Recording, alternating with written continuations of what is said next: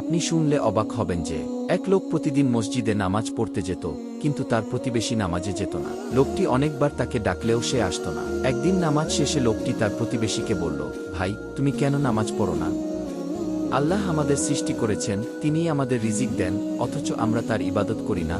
প্রতিবেশী হাসতে হাসতে বলল, আল্লাহ তো দয়ালু, তিনি তো সবাইকে রিজিক দেন, নামাজ ছাড়াও ভালো চলছি কি। লোকটি একটু চুপ করে থাকল, তারপর বলল, তুমি যদি তোমার অফিসে কাজ না করো, তাও যদি বেতন পাও, তাহলে একদিন না একদিন বস তোমাকে বের করে দেবে। আল্লাহ তো অনেক দয়ালু, তিনি দুনিয়াতে সময় দেন, কিন্তু একদিন তো হিসাবের দিন আসবে কি। কথাটি শুনে প্রতিবেশীর মুখ থেমে গেল। সে কিছুক্ষণ চুপ থেকে বলল, ভাই, তুমি ঠিক বলেছ, কাল থেকেই আমি নামাজ শুরু করব ইনশাআল্লাহ। কি শিক্ষা!